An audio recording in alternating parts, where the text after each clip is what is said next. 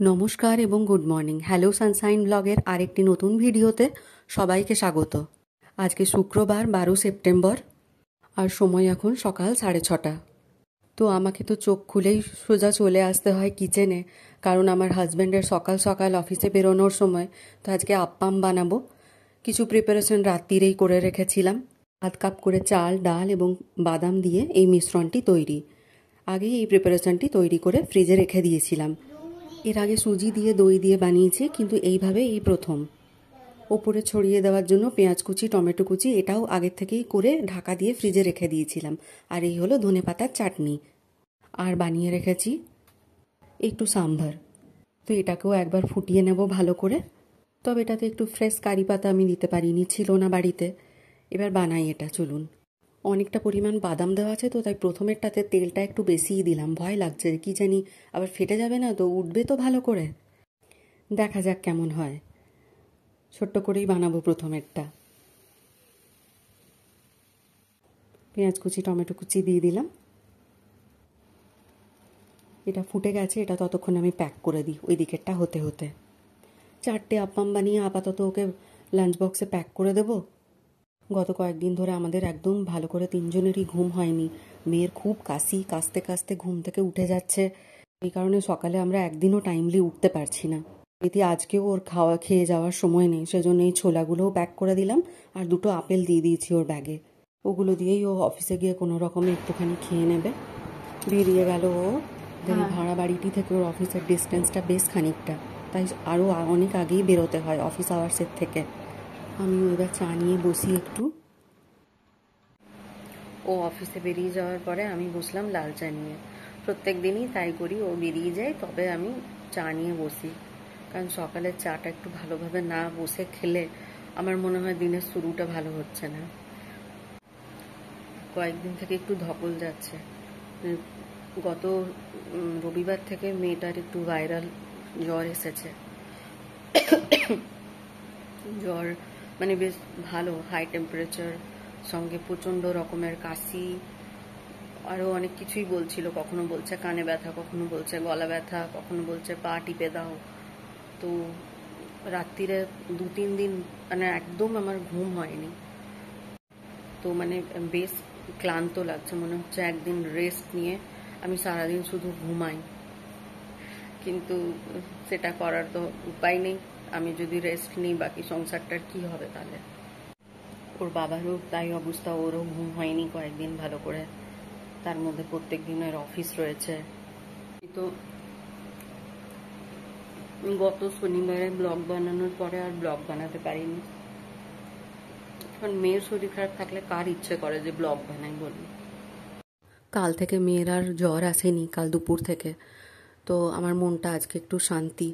তাই আজকে একটু ভালো করে ঘরদোরগুলো পরিষ্কার করব। গত কয়েকদিন আমি একদম কিচ্ছু পরিষ্কার করতে পারিনি, কারণ মেয়ে সবসময় মা মা করছে, কোলে উঠে থাকছে।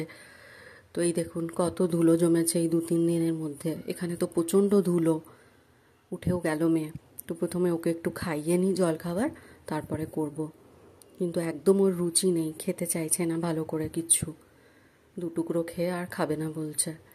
ওই যেটুকু পারলাম খেয়ে একবার বাইরে যাচ্ছি, মেয়েটার কাশির ওষুধটা শেষ হয়েছে, তো সেটাই গিয়ে নিয়ে আসি।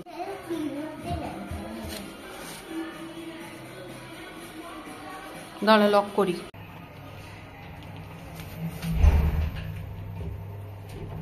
চলো। ওষুধের দোকানটা সামনেই। দোকান বাজার এখনও ভালো করে খোলেনি। সবে সকাল 10টা, তো গ্রোসারি দোকানগুলো ছাড়া বিশেষ কোনো দোকান ভালোভাবে খোলেনি এখনও। এই ট্রাকটা গার্ড করে দাঁড়িয়ে আছে ওষুধের দোকানটাকে, সেজন্যই ঘুরে যাচ্ছি। চলে এসেছি ওষুধের দোকানটার সামনে। ওষুধটা নিয়ে ঝটপট বাড়ি ফিরবো। এই যে দেখুন কতটা ঘুরতে হলো শুধু শুধু। চলে এসেছি, ওষুধটা পেয়ে গেছি। এবার পরিষ্কার করা শুরু করি। এই কলিনটা রিফিল প্যাক আনা হয়েছিল। আসলে ঘরে একটা পুরনো কলিনের কোটো ছিল, স্প্রে বোতলগুলো, কিন্তু সেটার মুখটা সেদিনকে হাত থেকে পড়ে ভেঙে গেল। দিয়ে এইভাবেই এখন ব্যবহার করতে হচ্ছে। বাচ্চার শরীর খারাপ থাকলে কোনো কাজ সত্যি করতে ভালোও লাগে না, কারণ বাচ্চা হচ্ছে যে কোনো ঘরের, যাদের ঘরেই বাচ্চা আছে, বাচ্চা সেই ঘরের মানে প্রাণ বলতে পারেন। বাচ্চা অসুস্থ থাকলে ঘরটা যেন নেগেটিভিটিতে ভরে যায়। তো এই ঘরটাও পরিষ্কার করে নিয়েছি মোটামুটি। আর এখানে আমি ব্যালকনিতে আজকে খুব সুন্দর রোদ দিয়েছে, সেজন্য একটা শতরঞ্জি বিছিয়ে কুশনগুলো আর কিছু বালিশ টালিশ ভালো করে রোদে দিয়ে দিয়েছি। এক ফাঁক ওকেও একটু আপেল কেটে দিয়ে দিলাম, কারণ খাইনি কিছুই ভালো করে সকাল থেকে। এবার আমি চটপট ঘর পুছে নেব, ঘর পুছে চলে যাব চান করতে। ভাতটা আমি অলরেডি বসিয়ে ফেলেছি, কারণ লেট হচ্ছে। ঘরদোর পরিষ্কার থাকলে কি ভালো লাগে, তাই না? মনটা একদম মানে আনন্দ আনন্দ হয়ে থাকে মনটা। তো আজকে যতটা পারলাম ভালো করে করলাম। আবার কালকে মেয়েরও আর জ্বর নেই, আর ঘরটাও বেশ পরিষ্কার করে ফেলেছি, তো মনটা বেশ পজিটিভ পজিটিভ লাগছে। দেখুন পরিষ্কার হয়েছে না ঘরটা, মানে বেশ গোছানো গোছানো দেখতে লাগছে। ছড়ানো ছিটানো ছিল কয়েকদিন ধরে, মনটা বড় বিরক্ত বিরক্ত হয়েছিল। মোটামুটি পরিষ্কার করে ফেললাম। ওপরের একটু ঝুল টুল হয়েছিল সেগুলোও ভালো করে ঝেড়ে ফেললাম। এবার চলে যাব স্নানে। একবার কুশনগুলোকে পাল্টে দিই, তারপর চলে যাব আমি স্নানে। বিছানা চাদর কুচকাতে শুরু হয়েছে দুষ্টুমির জন্য, এটাই মিস করছিলাম আমি। তো বিছানা এইগুলোকে একবার চেঞ্জ করে দিই, আরেক পাশ উল্টে দিই, দিয়ে চলে যাব স্নানে। চলে এসেছি স্নান করেই আমার ছোট্ট মতন এক টুকরো পুজোর জায়গা। পুজো করে একটু ঘরে কর্পূর জ্বালিয়ে দেবো, আরও পজিটিভ হয়ে যাবে ঘরটা। রান্নাও এখানে শুরু করে দিয়েছি, ভাত হয়ে গেছে, করব একটু চিকেন। একটু মশলা বেটে নিয়েছি, পেঁয়াজ আদা রসুন একটু গোটা গরম মশলা বেটে নিয়েছি, পেঁয়াজ কুচি করে নিয়েছি, একটু পাতলা করে ঝোল করব চিকেনের। মেয়ের জন্যই করা আজকে বিশেষ করে। কালকে সন্ধ্যেবেলাতেই আমি আনিয়ে রেখেছি, কারণ চিকেন শপটা যেটা আছে না আমাদের এখানে বন্ধ দেখছি, একটাই রয়েছে, কারণ এখানে না এরকম মানে সামনেই ওপেন রাস্তাতে থাকে না এরকম চিকেন বা মাছের দোকান।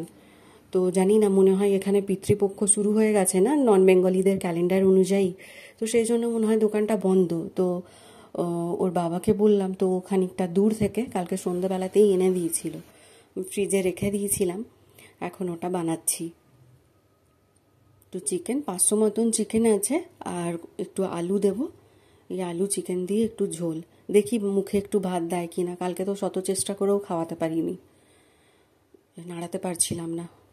দিয়ে দিলাম একটু বেশ খানিকটা চিকেন মশলা, আর গোটা গরম মশলা দিয়ে দিয়েছি, তাই আলাদা করে আর গরম মশলা দেবো না। কষা হয়ে গেছে, এবার জল ঢেলে কয়েকটা সিটি মানে সিটি হতে দিয়ে দেবো। 3-4টে হলেই সুসিদ্ধ হয়ে যাবে। দিয়ে দিয়েছি, তৈরি চিকেন হয়ে গেছে। ওর বাবার জন্য রান্না হয়ে গেছে, খাওয়া দাওয়ার এবার ব্যবস্থা করি। দেরি হয়ে গেছে, প্রায় বেলা 2টোর কাছাকাছি। ব্লগটি এখানেই শেষ করছি। সবাই ভালো থাকবেন, খুব তাড়াতাড়ি আবার অন্য একটি ব্লগে দেখা হবে। নমস্কার।